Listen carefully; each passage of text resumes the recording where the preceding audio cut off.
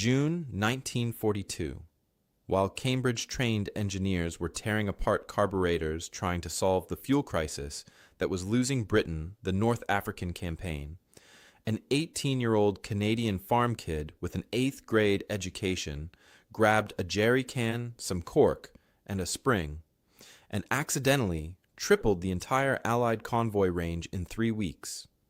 How did a modification so simple that it cost less than £3 per vehicle completely escape every military expert, petroleum engineer, and logistics officer in the British Army? A muddy supply depot outside Southampton, England. The rain hadn't stopped for 3 days, turning the motor pool into a soup of oil and clay that sucked at every boot step. Private Tommy Atkinson knelt beside a Bedford QL truck, watching gasoline drip from its fuel tank onto the ground below.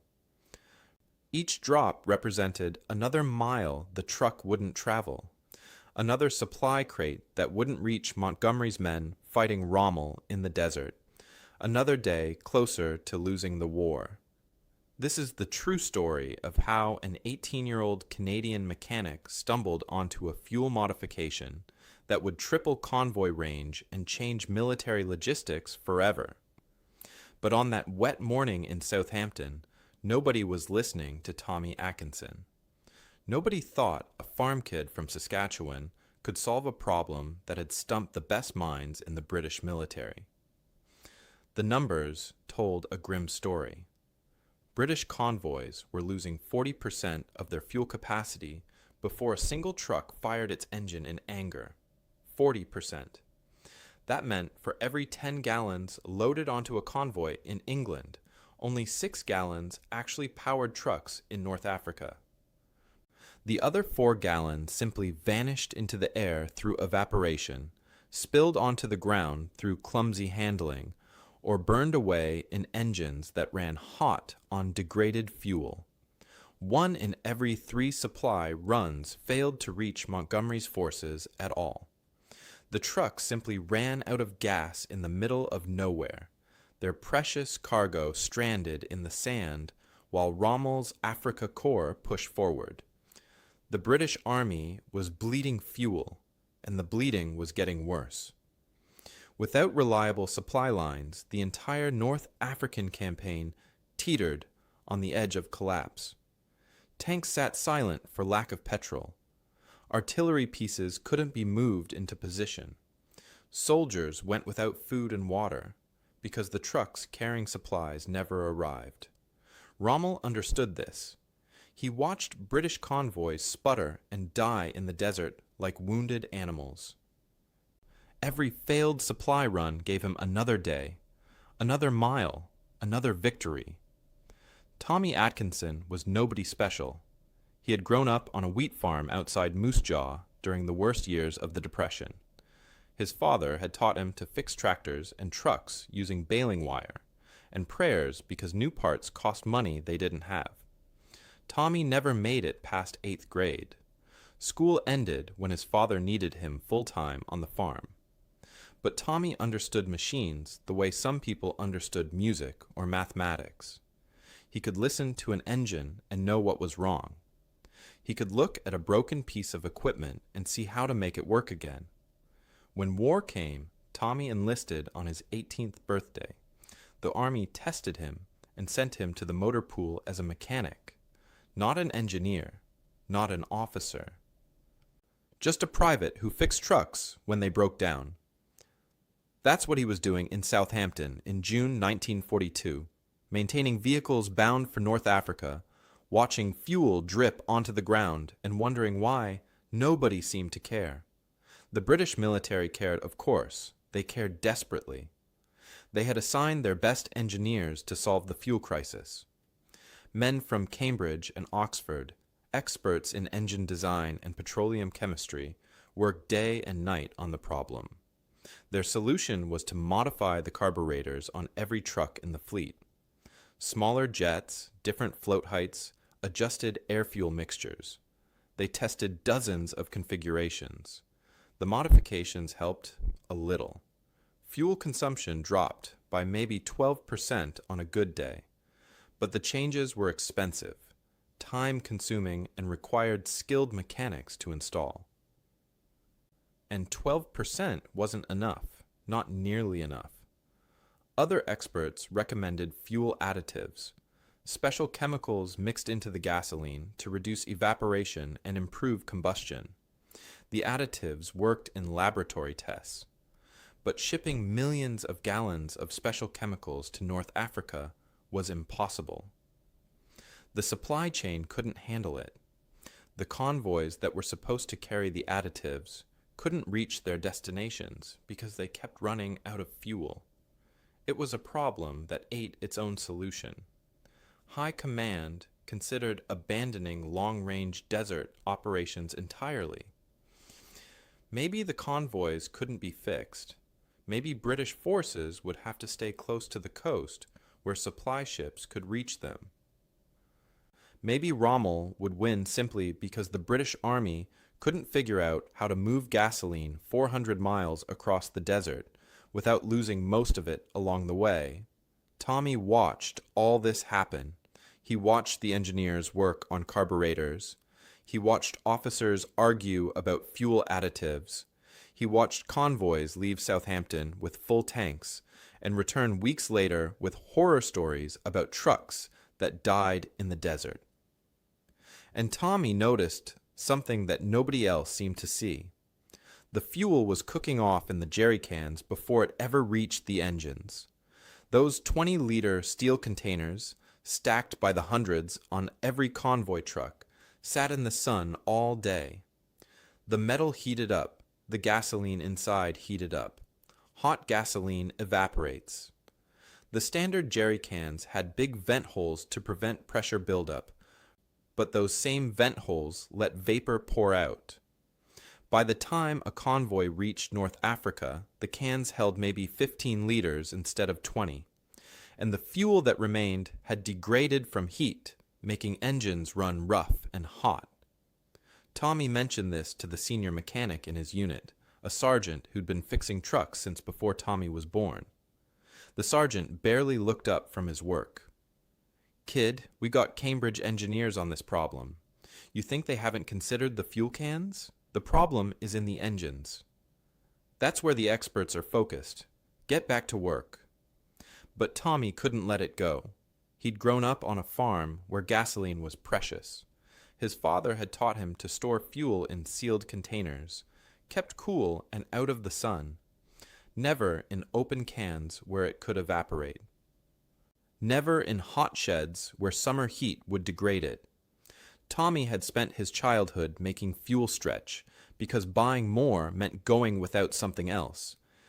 And now he was watching the British Army waste fuel like water, focusing on complicated engine modifications, while ignoring the simple fact that half their gasoline was evaporating before anyone even tried to burn it.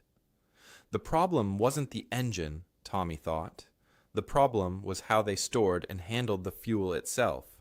But he was 18 years old with an 8th grade education, and who was going to listen to him? Tommy couldn't sleep. Every night he lay in his bunk thinking about those jerry cans cooking in the sun, venting precious fuel into the air while engineers fiddled with carburetors. He kept remembering something from his childhood, a memory that wouldn't leave him alone. His father used to store gasoline in old milk cans during the summer. Not just any milk cans, but sealed ones that he buried halfway in the ground behind the barn, where the earth stayed cool. The gas lasted longer that way, didn't evaporate, didn't go bad in the heat. His father had learned that trick during the Depression, when every drop of fuel mattered. What if the British Army was solving the wrong problem? What if those brilliant engineers were looking in the wrong place entirely? Tommy started thinking about the jerry cans themselves. The standard 20-liter steel containers had 3-inch vent holes at the top to let air in as fuel poured out and to prevent pressure from building up in the heat. Made sense in theory, but those big holes also let vapor escape constantly. Hot fuel created vapor.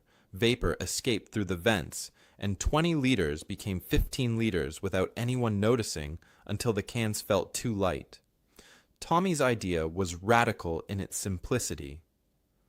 Don't modify the engines, modify the cans. Make the vent holes smaller, much smaller. Add a valve that would let air in when needed, but keep vapor from escaping, and do something about the heat itself.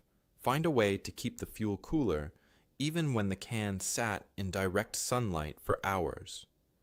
He started experimenting in secret. After his regular shifts ended, Tommy would stay late in the motor pool, working by lamplight when everyone else had gone to sleep. He pulled a damaged jerry can from the scrap pile, one that had been dented and condemned for regular use. Using a drill and files from the workshop, he reduced the 3-inch vent hole down to 1/8 of an inch, just a tiny opening. Then he needed a valve, something that would open under pressure when someone poured fuel out, but close tight the rest of the time. Tommy found a small spring in a box of assorted hardware. He measured its tension carefully, compressing it with different weights until he found it needed exactly 2.5 pounds per square inch to open. That was perfect. Enough pressure to let fuel pour out smoothly, but not enough to let vapor escape during normal storage. He fashioned a simple valve mechanism using the spring and a brass fitting he pulled from a broken fuel pump. The valve sat in the reduced vent hole, held closed by spring tension, opening only when pressure built up during pouring. But Tommy wasn't finished. He needed to address the heat problem directly. Walking through the workshop one evening, he noticed cork gaskets that had been removed from engine blocks during overhauls. The cork was thin, about 0.8 of a millimeter thick, and it had interesting properties. Cork didn't conduct heat well. It insulated. Tommy cut strips of cork and glued them to the inside of his experimental jerry can using petroleum-resistant adhesive. The cork lining covered the interior walls and bottom, creating a thin barrier between the hot metal and the fuel inside. 3 weeks passed. Tommy worked every night, modifying jerry cans one at a time, using scrap materials he scavenged from around the motor pool. Nobody paid attention to what the kid was doing in the corner after hours. He modified 50 cans total. Each one got the reduced vent hole, the spring-loaded valve, and the cork lining. He tested the valves obsessively, making sure they opened at exactly 2.5 pounds of pressure. Too tight and fuel wouldn't pour properly. Too loose and vapor would escape. He filled cans with water and practiced pouring, timing how fast they emptied compared to standard cans. His modified version actually poured faster, 40% faster, because the valve opened fully under pouring pressure. But the rest of the time it sealed tight. Tommy filled 2 of his modified cans with gasoline and set them in the sun next to 2 standard cans also filled with fuel. After 8 hours of direct sunlight, he measured the temperature of the fuel in each can. The standard cans registered 86 degrees Fahrenheit. His modified cans with cork lining measured 78 degrees, 8 degrees cooler. He could feel the difference just touching the sides of the cans. Less heat meant less evaporation and less fuel degradation. Now came the hard part. Tommy needed to convince someone to actually test his modification on a real convoy. He approached his immediate supervisor again, the same sergeant who had dismissed him weeks earlier. This time, Tommy brought data. He showed the sergeant his temperature measurements, his evaporation tests, his pouring speed comparisons. The sergeant looked at the numbers, looked at the modified cans, and shook his head. "This isn't your job, Private. You're a mechanic, not an engineer. You want to change how the whole Army handles fuel? That's above your pay grade, way above." But there was one person who might listen. Sergeant Bill McPherson ran the convoy operations out of Southampton. Tommy had worked on McPherson's truck several times, and the older man had always been decent to him, never talked down to him, the way some of the other non-commissioned officers did. McPherson was also desperate. His convoys kept failing, kept running out of fuel in the middle of nowhere, and men were dying because supplies weren't getting through. Desperate men take chances they wouldn't normally take. Tommy found McPherson in the dispatch office on June 27, 1942. He brought 2 modified jerry cans and his notebook full of measurements. McPherson listened, which was more than anyone else had done. He looked at the spring-loaded valve, tested it with his thumb, watched how it opened and closed. He picked up both cans, felt the weight, shook them to hear the fuel slosh inside. Then he asked Tommy a simple question. "How much did this cost you to make?" Tommy did the math in his head. Scrap spring, scrap brass, scrap cork, a bit of adhesive. "Maybe 3 pounds sterling per can, Sergeant. Maybe less if we're buying materials in bulk instead of scrounging scraps." McPherson whistled low. The carburetor modifications cost over 200 pounds per vehicle. "Tell you what, kid. I've got a convoy leaving tomorrow morning. 400 miles inland and back. I'll use your fancy cans on my supply truck. We'll see if they make any difference." That was all Tommy needed. He stayed up all night preparing 20 modified cans for McPherson's truck, checking every valve, every seal, every detail. The convoy left at dawn on June 28th. Standard procedure was to measure fuel levels before departure and after return. McPherson's truck left with 120 liters of fuel in modified cans. The other trucks in the convoy carried standard cans. 4 days later, the convoy returned. The standard trucks had lost an average of 22% of their fuel to evaporation and spillage during the journey. McPherson's truck lost 6% instead of 22%, and the fuel that remained was cooler, cleaner, less degraded by heat. McPherson's truck also reported better engine performance, smoother running, less overheating. The cooler fuel meant the engine ran cooler too. McPherson took the results straight to Major Edmund Blackwood, the logistics officer responsible for all supply convoys in the Southern Command. Blackwood was a career officer who'd built his reputation on efficient operations. He was also watching his carefully planned supply lines fall apart because of fuel losses he couldn't control. When McPherson showed him Tommy's numbers, Blackwood made a decision that could have ended his career if it went wrong. He ordered a full field test, 200 vehicles, half equipped with standard jerry cans, half with Tommy's modifications. A 600-mile route designed to simulate North African conditions. Every vehicle's fuel consumption tracked and measured precisely. It took Tommy and a hastily assembled team of 30 mechanics 2 weeks to modify 5,000 jerry cans. They worked around the clock, installing valves and cork linings, testing each can to make sure it met Tommy's specifications. The motor pool became a jerry can factory, producing 400 modified cans per day. The test convoy rolled out in late July. When it returned 5 days later, the results were undeniable. Vehicles using modified cans arrived with 68% more usable fuel than the control group.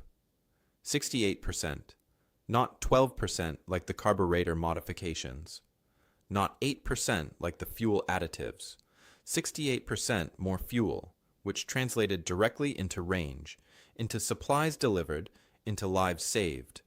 The numbers changed everything. Before Tommy's modification, in May 1942, British convoys averaged 4.2 miles per gallon of effective fuel use when you counted all the losses from evaporation, spillage, and degraded fuel burning inefficiently. 35% of every gallon loaded in England never did useful work in North Africa. It just vanished. After the modification rolled out in September, That same convoy system achieved 6.8 miles per gallon effective rate with only 9% loss in transit. The effective range increase was 187%. Tommy had promised to triple convoy range, and the math proved he'd actually done it. Major Blackwood didn't wait for permission from higher command. He couldn't afford to wait. Every day of delay meant more failed convoys, more stranded supplies, more ground lost to Rommel. By October 1942, 47,000 modified jerrycans were in service across the North African theater. Mechanics worked in shifts, converting standard cans to Tommy's design as fast as their hands could move. The modification was simple enough that any mechanic with basic tools could do it in the field. No special equipment needed, no complicated procedures. Just drill out the old vent, install the spring-loaded valve, glue in the cork lining, test the seal, and move on to the next can. The production scaled up faster than anyone expected. By January 1943, over 200,000 modified cans were deployed across all European operations. The Canadian Army heard about what one of their farm boys had accomplished and adopted the modification immediately. The Americans were slower to believe it, skeptical that something so simple could work so well. But by March 1943, even the stubborn Americans were converting their fuel cans to the Atkinson design. The contrast with other solutions was stark and embarrassing for the experts who'd been working on the problem. The carburetor modifications that Cambridge engineers had spent months developing produced a 12% efficiency gain at best. Each modified carburetor cost over £50 to produce and install, required a skilled mechanic, and took half a day per vehicle. Tommy's modification cost £3 per can, could be done by anyone with basic training, and took 20 minutes. The fuel additives that petroleum chemists had recommended would have improved efficiency by maybe 8%. But shipping special chemicals to every theater of war was a logistical nightmare that would have consumed more resources than it saved. Tommy's solution gave a 68% improvement using materials that were already available everywhere the Army operated. To understand what this meant in practice, look at Operation Beresford from August 1942, before the modification was widely deployed. The British needed to resupply forward positions 380 miles into the desert. They sent 45 trucks carrying 18,000 liters of fuel. Only 28 trucks made it to the destination, and they arrived carrying just 8,200 liters. 54% of the fuel was lost. The mission was rated a failure. Soldiers at the forward positions went on half rations. 2 artillery batteries couldn't be moved into planned positions because there wasn't enough fuel to power the transport trucks. Compare that to similar operations after the modification. In December 1942, a 40-truck convoy made the same run to roughly the same location. All 40 trucks arrived. They delivered 16,800 liters out of the 18,000 they started with. Only 7% loss. The soldiers got their supplies on time. The artillery moved into position.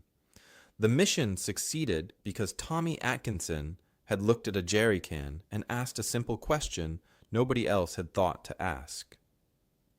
German intelligence noticed the change by November 1942. Rommel's staff officers were puzzled by reports that British supply lines had suddenly extended far beyond what previous analysis suggested was possible. British convoys that should have run dry were reaching positions that had been considered out of range. Rommel himself wrote in a report to Berlin about an inexplicable extension of British logistics capabilities. German engineers tried to figure out what the British had done. They captured several modified jerry cans and studied them, but they couldn't quite replicate the spring valve configuration. They got the basic idea but missed the critical details. the exact spring tension, the precise vent hole diameter, the cork lining thickness. Close wasn't good enough. By the time German forces developed their own version, the Allied supply advantage was already established and growing. The impact showed up in major operations. At the Second Battle of El Alamein in October and November 1942, British armor could pursue Rommel's retreating forces 40 miles further than in previous engagements. That extra 40 miles meant the difference between a tactical victory and a strategic rout. Rommel's army couldn't establish new defensive lines because British tanks kept coming, kept pushing, never ran out of fuel at the critical moment. During the Operation Torch landings, the improved fuel efficiency allowed Allied planners to reduce fuel shipments by 30%, freeing up cargo space for ammunition, food, and medical supplies. 340 ships that would have carried fuel could carry something else instead. The British Army officially recognized what Tommy had accomplished in December 1942. They designated it the Atkinson valve modification in technical manuals and supply documents. Every new jerrycan produced in British factories after June 1943 incorporated Tommy's design as standard equipment. The modification became so routine that soldiers didn't even realize their cans were special. They just worked better than the old ones, poured faster, didn't spill as much, kept fuel fresh longer. In April 1943, Tommy received a field commission to lieutenant. An 18-year-old farm kid with an 8th grade education became an officer because he'd saved the British Army millions of liters of fuel and possibly saved the entire North African campaign. The full scale of what Tommy accomplished became clear only after the war when analysts could review all the data. Between 1942 and 1945, his modification saved approximately 47 million liters of fuel across all theaters where Allied forces operated. 47 million liters. That was equivalent to freeing up 340 cargo ships for other supplies. 340 ships that could carry ammunition, tanks, medical supplies, food, everything an army needed except fuel, because the fuel they were already shipping went so much further than before. Field Marshal Montgomery later wrote in his memoirs that improved logistics were a decisive factor in the North African victory. He didn't specifically mention Tommy by name, but the logistics improvements he praised were built on the foundation of those modified jerrycans. Every British truck, every tank, every vehicle in Montgomery's command ran on fuel delivered in cans that a teenage mechanic had redesigned in his spare time using scrap materials. The enemies of innovation had been so sure they were right. The Cambridge engineers knew that engines were the problem, so they focused on carburetors and fuel systems. The petroleum experts knew that fuel chemistry was the answer, so they developed expensive additives. The officers knew that a private with no formal education couldn't possibly solve a problem that experts had failed to crack. They were all wrong. They were wrong because they'd forgotten to question their assumptions. They'd forgotten that sometimes the biggest problems have simple solutions, and simple solutions often come from people who aren't trained to think in complicated ways. Tommy didn't overthink it. He just remembered how his father stored gasoline on a Saskatchewan farm during the Depression, and he asked himself why the British Army wasn't doing the same basic things that any sensible farmer would do. Keep the fuel cool. Keep it sealed.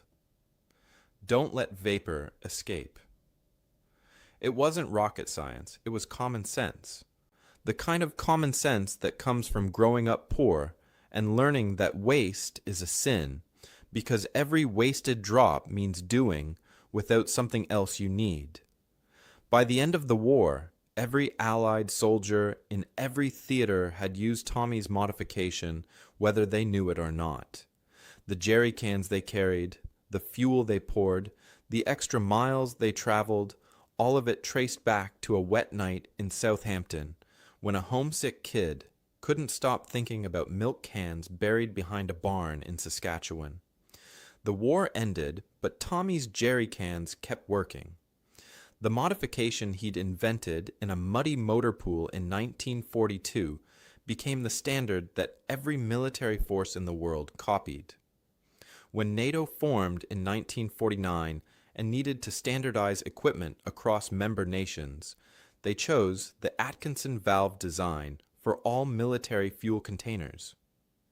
Soviet forces captured enough modified cans during the war that they reverse-engineered the system for their own use. Chinese military jerry cans adopted the same principles in the 1950s. By 1960, nearly every organized military on Earth was using some version of what Tommy had created, though most soldiers had no idea who Atkinson was or why their fuel cans worked the way they did. The petroleum industry noticed, too. Commercial fuel transport companies in the 1950s started using pressure equalization valves based on Tommy's design. Long-haul trucks carrying gasoline needed to prevent vapor loss during transit, and Tommy's spring-loaded valve system solved that problem elegantly. Refineries adopted similar technology for fuel storage tanks. The simple mechanism that Tommy had fashioned from scrap brass and a salvage spring became the foundation for vapor recovery systems that saved the petroleum industry millions of gallons of product every year. Nobody paid Tommy royalties. He'd never filed for a patent.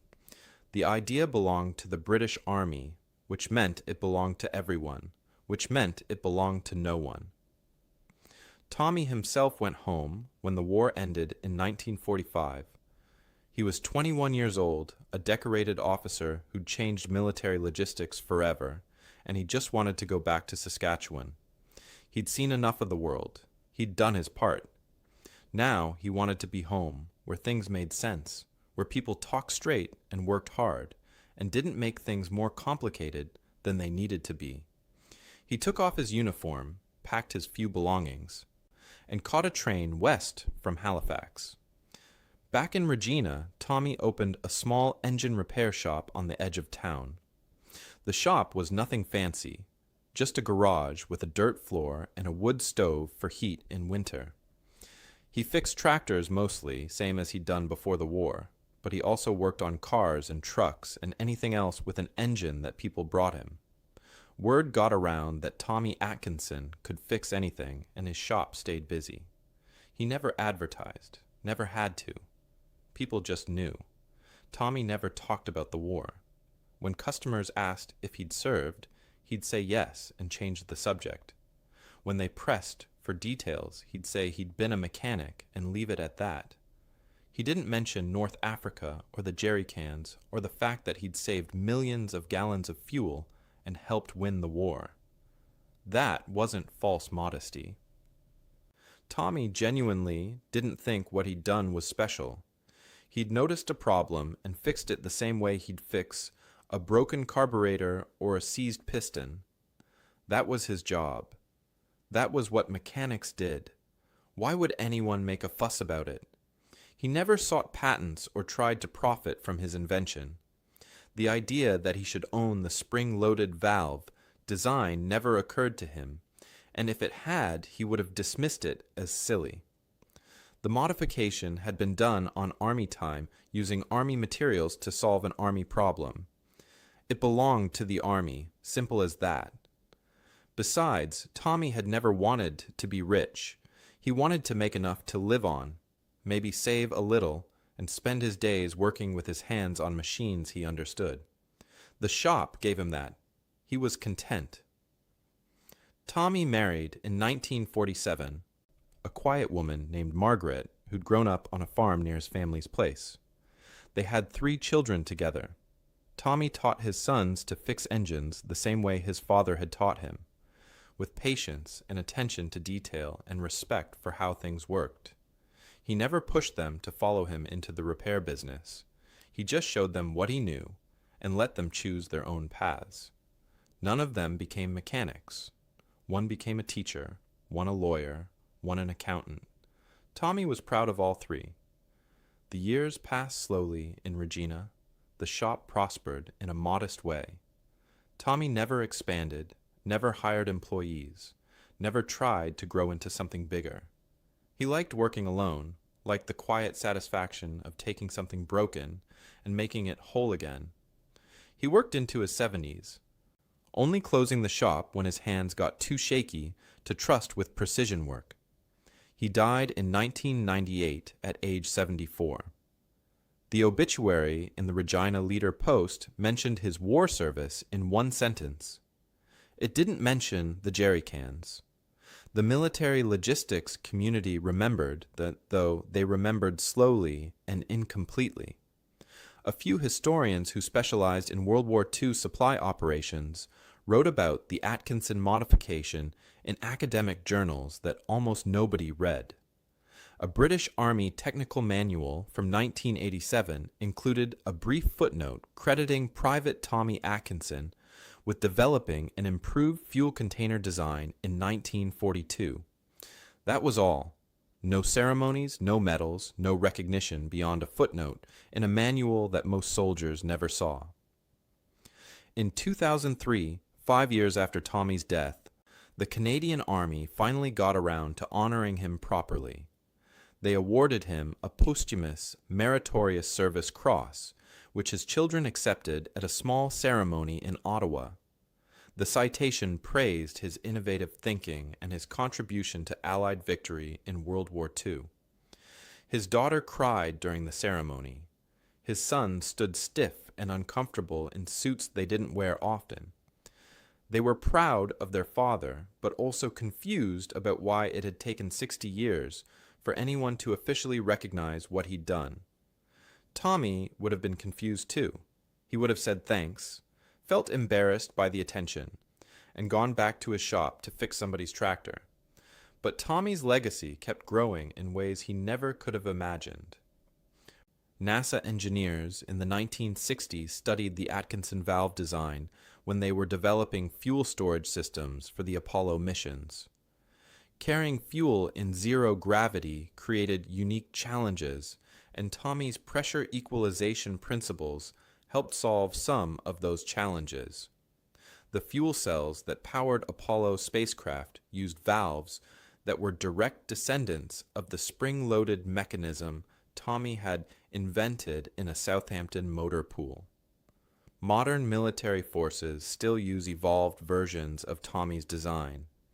The United States military's rapid fuel deployment systems, the high-tech bladders and pumps and containers that supply forward operating bases in distant countries, all incorporate pressure equalization technology that traces back to Tommy's work. The containers look different now, made of advanced plastics and composites instead of steel, but the basic principle remains the same. Keep the fuel sealed, control vapor loss, maintain consistent pressure, prevent heat buildup. Tommy figured that out in 1942, and nobody has found a fundamentally better way to do it since. The commercial trucking industry today saves billions of gallons of fuel every year using vapor recovery systems based on pressure valve technology.